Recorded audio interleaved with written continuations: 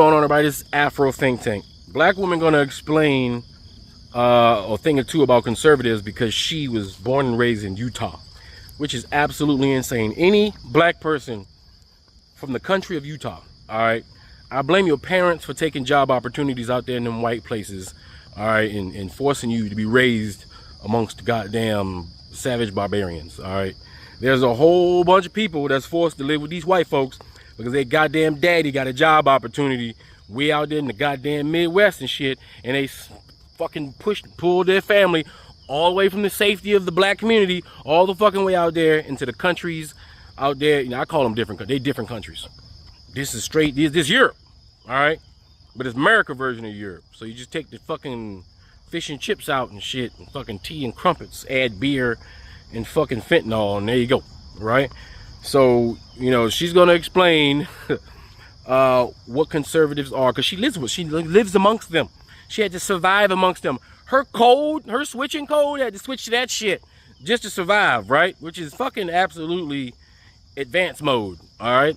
So, but anyway, without further ado, let's listen to this sister explain to us the mindset of these goddamn conservatives in the middle of America, which is an entirely different country and should require a passport to go to. Anyway, so all I gotta say is Afro Think Tank, learn something, teach them. I'm out. I was born and raised in Utah, so I want to give you the 411 on conservative thinking. And don't mind the noise because I'm walking in the park in New York City. Stopping in this little alcove to talk to y'all. So, my family is originally from Memphis. They moved to Utah in the 50s and 60s during the Great Migration. But I guess there's still only 3.5 black people there. While I was there, before I went to New York City during college, I essentially studied conservatives for 18 years of my life. They were my teachers, they were my classmates, they were my neighbors, and there's 3 key values and beliefs that drive their behavior and actually require them to have very low empathy to keep those beliefs. The first is they believe in inherent hierarchies. So often they think that inequalities are caused by people being less smart, less capable, and not designed by policy or practice or discrimination. So often when you are talking to them about human rights, they don't think human rights are necessary unless the person is at the top of the hierarchy.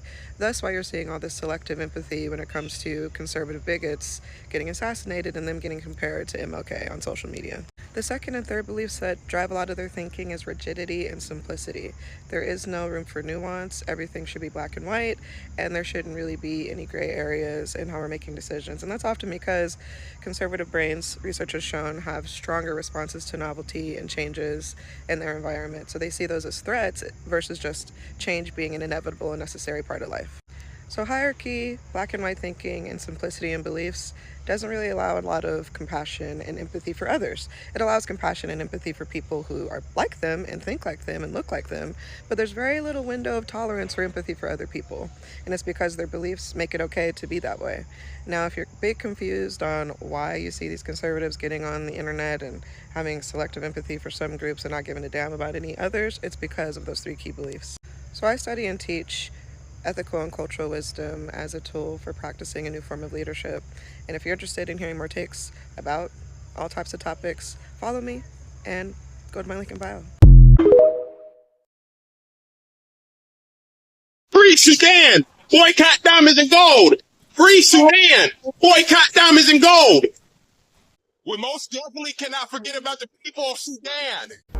Wait. Before you go, for all my subscribers and philanthropists out there, I'm building a solar power community water bowl system in Nigeria. It's going to cost between $5,000 and $6,000. I'm trying to raise money. If you want to participate and help me build this solar power water system, please donate to the Cash App and put solar water in the notes. Solar water in the notes. I'll put PayPal, Stripe, and Zelle. Anyway, thank you. That's all I got to say. It's Afro Think Tank. Learn something, teach something. I'm out. Thanks for watching Afro Think Tank. Don't forget to like, share, and subscribe. And follow me on Substack and Patreon for more content. Remember, it's Pan-Africanism or nothing.